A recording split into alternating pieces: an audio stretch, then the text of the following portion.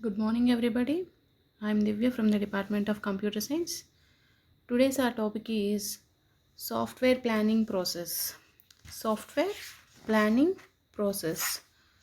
Software planning process mainly consists of three objectives. What are the objectives? Three objectives. How many objectives? Three objectives. What are that? Software scope, feasibility, and resources. There are three main objectives of project planning process. First one is software scope, second one is feasibility, and third one is resources. First one is software scope. With the help of user requirements, the project team determines the scope of the project before the project begins. అంటే ఏంటి అంటే user ఇచ్చిన రిక్వైర్మెంట్స్ని base చేసుకొని project team ఎవరైతే ఉన్నారో ఆ team వాళ్ళు ఏం చేస్తారు అంటే స్కోప్ అనేది ఫస్ట్ ఫైన్ చేసుకుంటారు అన్నమాట. ప్రాజెక్ట్ బిగిన్ అవ్వడానికి ముందే స్కోప్ అనేది ఫైన్ చేసుకుంటారు. Software scope provides the detail description of functions, features and constraints and interfaces of the software. Software స్కోప్లో ఏమేమి ఉంటాయి అంటే ఒక సాఫ్ట్వేర్ని మనం డెవలప్ చేసిన తర్వాత వాటి ఫంక్షనాలిటీ ఏంటి, అందులో ఏ ఏ ఫీచర్స్ ఉండాలి, వాటి లిమిటేషన్స్ ఏంటి, ఇంటర్ఫేసెస్ ఏంటి, వీటన్నిటి గురించి కూడా డీటెయిల్ డిస్క్రిప్షన్ అనేది మనం ఎందులో ఉంచుతాము అంటే సాఫ్ట్వేర్ స్కోప్లో ఉంచుకుంటాం అన్నమాట. ఇప్పుడు మనం బిల్డింగ్ కన్స్ట్రక్ట్ చేయాలి అంటే కనుక మన బిల్డింగ్ ప్లాన్తో పాటుగా మనం ఏమేం చేసుకుంటాము అంటే ఇంటీరియర్ అనేది, బిల్డింగ్ ప్లాన్ అంటే జస్ట్ ఏం చేస్తారు, అవుట్లైన్ అనేది వేసి ఇచ్చేస్తారు. బిల్డింగ్ ప్లానింగ్ అంటే మనం మళ్ళీ ఏం చేసుకుంటాం, కిచెన్ ఎలా ఉండాలి, డైనింగ్ హాల్ ఎలా ఉండాలి, ఇంటీరియర్ ఏంటి, ఇవన్నీ కూడా మనం ప్లాన్ చేసుకుంటాం కదా. దీన్నే ఏమంటాము అంటే మనం స్కోప్ అంటాం. ఆ స్కోప్ అనేది వేటి మీద మెయిన్గా డిపెండ్ అయి ఉంటుంది ఈ స్కోప్ అనేది అంటే యూజర్ రిక్వైర్మెంట్స్ ఒకటి, బడ్జెట్ ఒకటి, టైం ఒకటి. ఈ మూడిటి మీద బేస్ చేసుకొని ఏముంటుంది అంటే ఈ స్కోప్ అనేది ఎప్పుడు కూడా డిపెండ్ అయి ఉంటుంది అన్నమాట. నెక్స్ట్ వచ్చి వాట్ ఆర్ ఫంక్షన్స్. ఫంక్షన్స్ అంటే ఏంటి అంటే functions describe the task that the software is expected to perform. Function అంటే ఏంటి అంటే మనం ఎందులో సి లాంగ్వేజ్లో నేర్చుకున్నాం, జావాలో నేర్చుకున్నాం. Function is nothing but action అంటన్నమాట. ఈ ఫంక్షన్ అనేది ఏం చేస్తున్నాం అంటే మనం ఏదైతే సాఫ్ట్వేర్ని డెవలప్ చేస్తున్నామో ఆ సాఫ్ట్వేర్ అనేది ఏ ఏ యాక్షన్స్ని పెర్ఫామ్ చేయబోతుంది అనేదాన్ని ఎవరు చెప్తారు అంటే ఫంక్షన్ అనేది చెప్తుంది అన్నమాట. Features describe the attributes required in the software as per the user requirements. Features అంటే ఏంటి అంటే యూజర్ ఇచ్చిన రిక్వైర్మెంట్స్ని బేస్ చేసుకొని ఏమేం ఫీచర్స్ అనేవి మీరు సాఫ్ట్వేర్లో ఇన్వాల్వ్ చేయాలనుకుంటున్నారు అనేది ఏంటి అంటే features. Constraints describe the limitations on hardware, memory and so on. Constraints అంటే ఏంటి అంటే లిమిటేషన్స్ అన్నమాట. ఆ లిమిటేషన్స్ అనేవి హార్డ్వేర్ మీద అయినా ఉండొచ్చు, ఈ మెమరీ మీద అయినా ఉండొచ్చు. అంటే మనం ఒక సాఫ్ట్వేర్ని డెవలప్ చేసినప్పుడు మీరు ఇలాగే హార్డ్వేర్ని యూస్ చేసుకోండి, ఇంత మెమరీని మాత్రమే యూస్ చేయండి, అది లిమిటేషన్. ఆ లిమిటేషన్స్ ఏమేమి ఉన్నాయి అనేది కూడా మనం ఎందులో తీసుకుంటామంటే స్కోప్లో మనం డిస్క్రైబ్ చేసుకుంటాం అన్నమాట. Interfaces describes the interaction of software components which each other. అంటే ఏంటి అంటే ఇంటర్ఫేసెస్ అనేవి ఏంటి, ఇంటర్ఫేస్ అంటే ఏంటి అంటే ఇంటరాక్షన్ పర్పస్ కోసం మనం సాఫ్ట్వేర్ డెవలప్ చేసేటప్పుడు యూస్ చేసే వాటన్నిటిని కూడా మనం ఏమంటాము అంటే ఇంటరాక్షన్ అంటమాట. ఈ ఇంటర్ఫేసెస్ అంటామాట. ఇంటర్ఫేసెస్ ఎందుకు యూస్ చేసుకుంటాము అంటే ఎవరైతే పర్టికులర్ యూజర్ అనేవాడు సాఫ్ట్వేర్ని యూస్ చేసుకుంటున్నాడో వాడు ఈజీగా యూస్ చేసుకునేటట్టు చేసే వాటిని ఏమంటాము అంటే మనం ఇంటర్ఫేసెస్ అంటామన్నమాట. ఇప్పుడు మనం జనరల్గా ఏం చెప్పుకుంటున్నాము అంటే operating system acts as an interface between user and the computer అని చెప్పుకుంటాం యాక్చువల్గా, అవునా కదా. అలాగే ఒక సాఫ్ట్వేర్ని మనం డెవలప్ చేస్తున్నాము అంటే కనుక ఆ సాఫ్ట్వేర్ గురించి ఎండ్ యూజర్కి ఎలాంటి అవగాహన ఉండదు.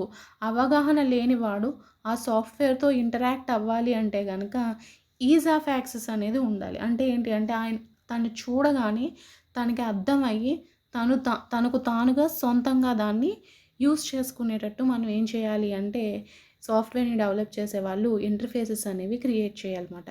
సో ఆ ఇంటర్ఫేసెస్ అనేవి ప్రాపర్గా ఉన్నప్పుడు మాత్రమే సాఫ్ట్వేర్ సక్సెస్ రేట్ అనేది ఎప్పుడూ కూడా హైగా ఉంటుంది. ఎందుకంటే మనం సాఫ్ట్వేర్ని ఏదో డిఫికల్ట్గా, అది ఎంత ఎఫిషియెంట్ సాఫ్ట్వేర్ అయినప్పటికీ కూడా మనం డిఫికల్టీ లెవెల్ పెంచేసాము అంటే కనుక యూజర్ దాన్ని వాడడానికి ఇష్టపడ్డు. కాబట్టి డిఫికల్టీ లెవెల్ ఎప్పుడు తక్కువగా ఉండాలి, సాఫ్ట్వేర్ క్వాలిటీ ఎక్కువ ఉండాలి, ఎఫెక్టివ్గా ఎఫిషియెంట్గా సాఫ్ట్వేర్ ఉంది అంటే కనుక ఈజీగా మార్కెట్లో రిలీజ్ అయిపోతుంది, పాపులర్ అయిపోతుంది సాఫ్ట్వేర్ అనేది. Project scope also considers software performance and response time required to produce the output. Project scopeలో ఇంకా ఏం కన్సిడర్ చేసుకుంటారంటే సాఫ్ట్వేర్ పెర్ఫార్మెన్స్ అనేది ఎలా ఉంది, రెస్పాన్స్ టైం అనేది ఎలా ఉంది అనేది కూడా చెక్ చేసుకుంటారు. పెర్ఫార్మెన్స్ అంటే ఏంటి అంటే యూజర్ ఇచ్చిన రిక్వైర్మెంట్స్తో అన్నీ మ్యాచ్ అయ్యాయా లేదా అనేది చెక్ చేసుకుంటారు. నెక్స్ట్ రెస్పాన్స్ టైం అంటే ఏంటి అంటే మనం ఏదైనా ఒక దాన్ని క్లిక్ ఆన్ చేసినప్పుడు మనం అది ఎంతసేపటికి రెస్పాండ్ అయ్యింది అనేది. ఇప్పుడు మనం ఏం చేస్తున్నాం అంటే కంప్యూటర్ మీద నెంబర్ ఆఫ్ అప్లికేషన్స్ ఉంటే మనకి ఏదో పర్టికులర్ అప్లికేషన్ కావాలి అనుకున్నప్పుడు దాన్ని డబుల్ క్లిక్ చేస్తాం. డబుల్ క్లిక్ చేసినప్పుడు అది ఎంత టైంలో రెస్పాండ్ అవుతుంది మనకి అంటే దాన్ని ఏమంటాము అంటే మనం రెస్పాన్స్ టైం అంటామన్నమాట.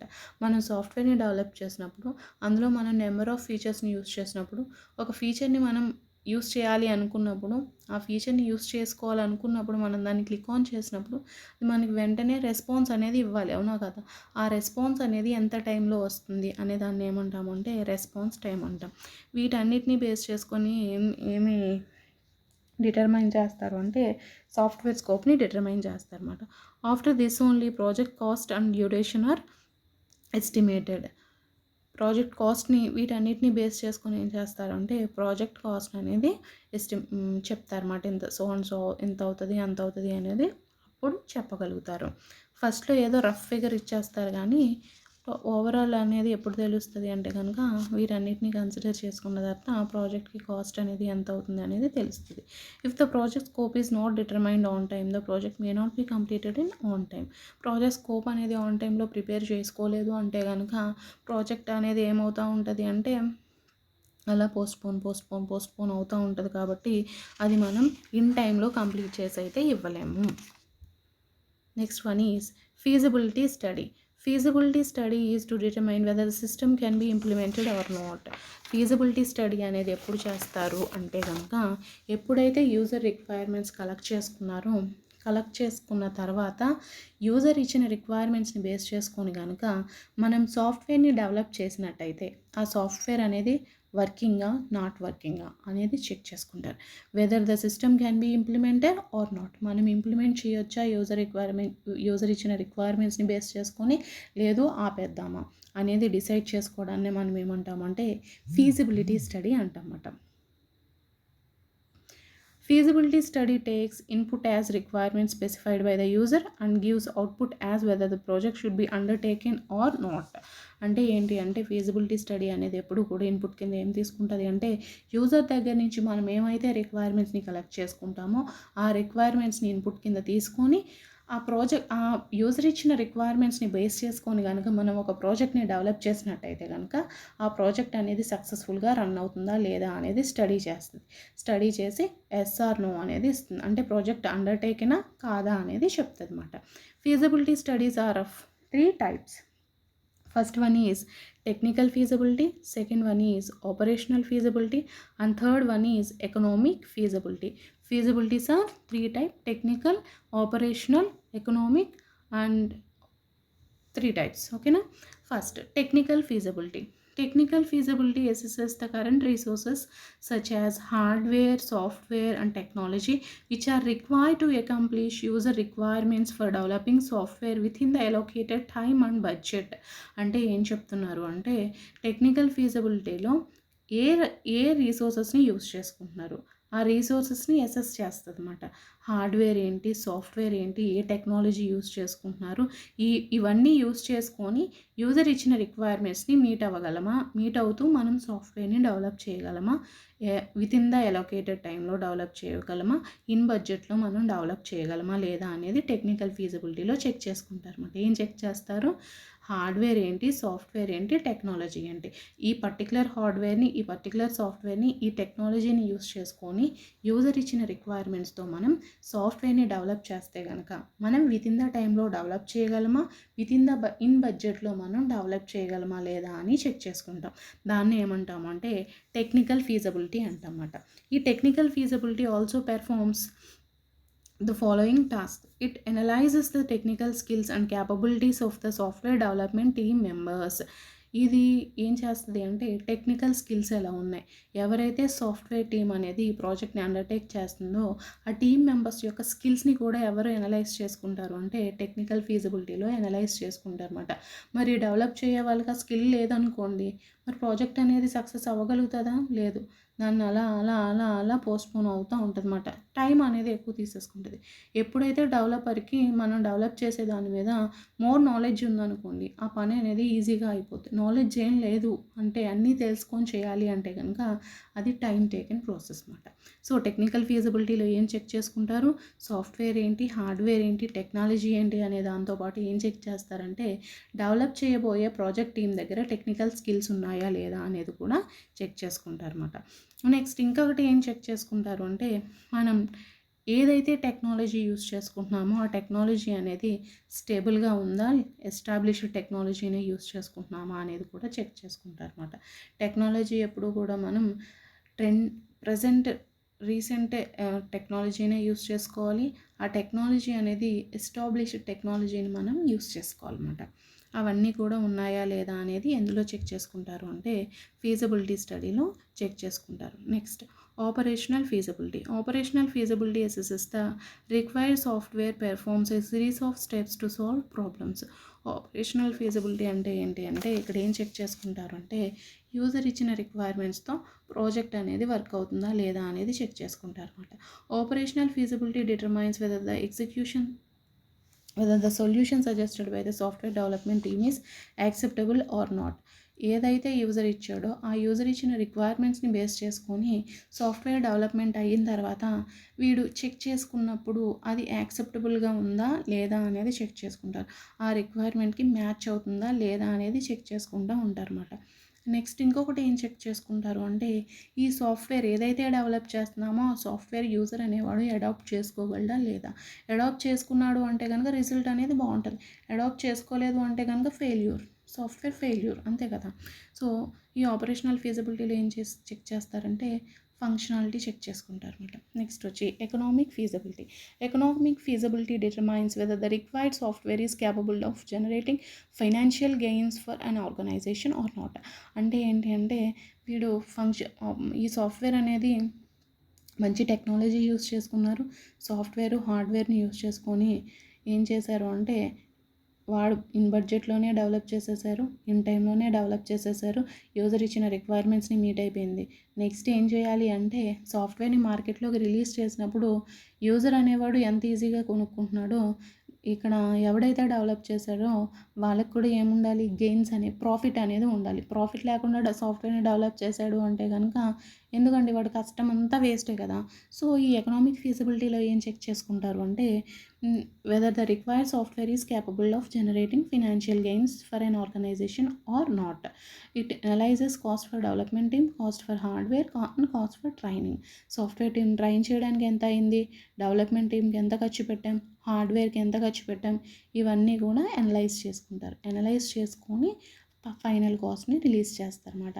అంటే ఏంటి అంటే ఈ కాస్ట్తో కనుక మనం ప్రాజెక్ట్ని రిలీజ్ చేసినట్టయితే కనుక ఆర్గనైజేషన్కి, కంపెనీకి, ఏదైతే కంపెనీ డెవలప్ చేసిందో ఆ కంపెనీకి ఫినాన్షియల్ గెయిన్స్ ఉన్నాయా లేదా అనేది చెక్ చేసుకుంటారు. ఎకనామిక్ అందులోనే తెలిసింది ఏం అసెస్ చేస్తున్నారు ఇక్కడ, ప్రాఫిట్స్ని అసెస్ చేసుకుంటారు అన్నమాట ఎకనామిక్స్లో, ఎకనామిక్ ఫీజిబిలిటీలో. నెక్స్ట్ వచ్చి resources. The third planning objective is estimation of resources required to develop a software. Resources లేకుండా సాఫ్ట్వేర్ని డెవలప్ చేయడం అనేది కుదరదు, అవునా కదా. ఒక సాఫ్ట్వేర్ని డెవలప్ చేయాలి అంటే కనుక మనకి నెంబర్ ఆఫ్ రీసోర్సెస్ అనేవి అవసరం ఉంటాయి, అవునా కదా. ఇప్పుడు మనం బిల్డింగ్ని కన్స్ట్రక్ట్ చేయాలి అంటే కనుక మనకి ఎవరెవరు కావాలి, బిల్డింగ్ కట్టే వాళ్ళు ఉండాలి, నెక్స్ట్ ఎవరెవరు ఉండాలి, కార్పెంటర్స్ ఉండాలి, నెక్స్ట్ ఇంకా నెంబర్ ఆఫ్ వర్కర్స్ అనేవి ఆ బిల్డింగ్లో ఇన్వాల్వ్ అవుతూ ఉంటారన్నమాట. అలాగే మనకి సాఫ్ట్వేర్ని డెవలప్ చేయాలి అంటే కనుక 3 major categories of software engineering resources అనేవి మనకి కంపల్సరీ ఉండాలి. వాళ్ళు ఎవరు అంటే people, reusable software components, development, environment. ఎవరైతే సాఫ్ట్వేర్ని డెవలప్ చేస్తున్నారో వాళ్ళని ఏమంటే మనుషులు కావాలి కదండి. ఒక సాఫ్ట్వేర్ని డెవలప్ చేయాలి అంటే కనుక డెవలప్మెంట్ టీమ్ అనేది కావాలి. వాటిని మనం ఏమంటాము అంటే హ్యూమన్ రీసోర్సెస్ అంటామన్నమాట. ఆ హ్యూమన్ రీసోర్సెస్ని మనం ఏమంటాము అంటే పీపుల్ అంటాం. నెక్స్ట్ వచ్చి రీయూజబుల్ సాఫ్ట్వేర్ కాంపోనెంట్స్. నెక్స్ట్ వచ్చి development environment. Reusable software components అంటే ఏంటి అంటే ఆల్రెడీ ప్రీవియస్గా డెవలప్ చేసేసిన సాఫ్ట్వేర్లో కాంపోనెంట్స్ ఏవైనా కనుక మనం ఈ సాఫ్ట్వేర్లో యూస్ చేసుకుంటే కనుక వాటిని ఏమంటామంటే రీయూజబుల్ సాఫ్ట్వేర్ కాంపోనెంట్స్ అంటాం. డెవలప్మెంట్ ఎన్విరాన్మెంట్ అంటే ఏంటి అంటే మనం ఒక పర్టికులర్ సాఫ్ట్వేర్ని డెవలప్ చేయాలి అంటే కనుక దానికి ఒక టెక్నాలజీ యూస్ చేసుకోవాలి, దానికి ఒక హార్డ్వేర్ కావాలి, దానికి ఒక సాఫ్ట్వేర్ కావాలి, దానికి ఒక మెమరీ కావాలి. వీటన్నిటిని కూడా ఏమంటామంటే డెవలప్మెంట్ ఎన్విరాన్మెంట్ అంటాం. ఆ డెవలప్మెంట్ ఎన్విరాన్మెంట్ అనేది ఉన్నప్పుడు మాత్రమే ఈ పీపుల్ అనేవాడు ఈ రీయూజబుల్ సాఫ్ట్వేర్ కాంపోనెంట్స్ని యూస్ చేసుకొని ఏం చేయగలడు అంటే సాఫ్ట్వేర్ని డెవలప్ చేయగలడు అనమాట. ఫస్ట్ వన్ వచ్చి పీపుల్ అంటే human resources. Human activity begins by evaluating software scope and selecting the skill persons required for completing the software. అంటే హ్యూమన్ యాక్టివిటీ అనేది ఈ సాఫ్ట్వేర్ డెవలప్మెంట్ ఎక్కడి నుంచి స్టార్ట్ అవుతుందంటే ఫస్ట్ ఏం చేస్తాడు అంటే ప్రాజెక్ట్ స్కోప్ని ఎవరు డిజైన్ చేసుకుంటాడు, టీంలో ఎవరో ఒక మెంబరే అంటే వాడు పీపుల్, అవునా కదా, హ్యూమన్. ఫస్ట్ అక్కడి నుంచి ఏం చేస్తారు అంటే సాఫ్ట్వేర్ టీంలో ఉన్న టీం మెంబర్స్ అందరూ స్కిల్స్ అనేవి చెక్ చేసుకుంటారు. స్కిల్స్ అనేవి ఎవరు చెక్ చేస్తారు, అది కూడా ఒక హ్యూమనే చెక్ చేస్తారు అనమాట. సో ఇదంతా కూడా ఎవరు డెవలప్ చేస్తారు, ఎవరు టెస్ట్ చేస్తారు, ఎవరు డిప్లాయ్ చేస్తారు, వీళ్ళందరూ కూడా ఎవరు అంటే వీళ్ళందరూ కూడా పీపుల్. సో లార్జ్ ప్రాజెక్ట్స్ అయితే కనుక సాఫ్ట్వేర్ టీమ్ ఏమి నెంబర్ అనేది ఇంక్రీజ్ అవుతూ ఉంటుంది. అదే స్మాల్ సైజ్ ప్రాజెక్ట్ అంటే అయితే కనుక నెంబర్ ఆఫ్ పీపుల్ అనేవాళ్ళు రెడ్యూస్ అవుతూ ఉంటారు అనమాట. మనకి సైజుని బట్టి ఏమవుతూ ఉంటుందంటే పీపుల్ అనేవాళ్ళు ఇంక్రీజ్ అవ్వచ్చు, సైజ్కి ఎలా ఉంటుందంటే ఈ హ్యూమన్ రిసోర్సెస్ అనేవి డైరెక్ట్లీ ప్రొపోర్షనేట్గా ఉంటుంది. సాఫ్ట్వేర్ సైజ్ అనేది ఇంక్రీజ్ అవుతూ ఉంటే కనుక ఏమవ్వాలి అంటే డెవలపర్స్ కూడా అంటే టీంలో ఉన్న మెంబర్స్ కూడా ఎలా ఉండాలి అంటే లార్జ్ నెంబర్ ఆఫ్ పీపుల్ అనేవాళ్ళు ఎక్కువ ఉండాలి. అదే సాఫ్ట్వేర్ సైజ్ అనేది చిన్నగా ఉంది అంటే కనుక నెంబర్ ఆఫ్ పీపుల్ అనేవాళ్ళు తక్కువగా ఉంటారు. నెక్స్ట్ వచ్చి reusable software components. Component based software engineering emphasises reusability, that is reuse of software components. Reuse of software components ఎప్పుడైతే రీయూజబిలిటీ అంటే ఆల్రెడీ డెవలప్ చేసిన కాంపోనెంట్స్ని మనం ప్రజెంట్ సాఫ్ట్వేర్లో యూజ్ చేసుకుంటున్నాము, ఆటోమేటిక్గా ఏమవుతుందంటే డెవలపర్ మీద వర్క్ బర్డెన్ అనేది మనం తగ్గించేస్తాం. సో ఇదంతా యూజ్ అంటే అసలు వర్క్ తగ్గిపోతుంది అంటే ఏమవుతుంది, డెవలప్మెంట్ టైం అనేది కూడా ఆటోమేటిక్గా తగ్గిపోతూ ఉంటుంది. అంటే మనం ఏం చేస్తున్నాం, ఇంకా చాలా తక్కువ టైంలో మనం ఏం చేయగలుగుతాము అంటే సాఫ్ట్వేర్ని మనం మార్కెట్లోకి రిలీజ్ చేసేయగలుగుతాం అనమాట. సో ఆ reusable software components are of first one is commercial off the shelf components, fully experienced components, partial experienced components, and new components. First one is commercial off-the-shelf components. Existing software that can be acquired from a third party or from past software. That means these components are purchased from third party. Commercial పేర్లోనే ఉంది commercial అని. ఒకవేళ మనం reuse చేసుకోవాలి ఈ కాంపోనెంట్స్ని అనుకుంటే కనుక third party నుంచి ఈ కాంపోనెంట్స్ని మనం కొనుక్కోవాల్సి ఉంటుంది. ఇలాంటి కాంపోనెంట్స్ని ఏమంటాము అంటే మనం commercial off the shelf components అంటాం. Fully experienced components, specifications design core for past projects that are similar to the software to be build for the current project. ఏవైతే ఉన్నాయో డిజైనింగ్, కోడింగ్ అవన్నీ కూడా సిమిలర్గా ఉన్నాయి. ఇప్పుడు పాస్ట్ ప్రాజెక్ట్లో ఉన్నవి ఇప్పుడు కరెంట్ ప్రాజెక్ట్ ఏదైతే డెవలప్ చేస్తున్నామో ఆ ప్రాజెక్ట్కి కనుక సిమిలర్గా ఉంటే కనుక మనం ఏం చేసుకోవచ్చు అంటే ఆ కాంపోనెంట్స్ని మనం ఇందులో రీయూజ్ చేసుకోవచ్చు.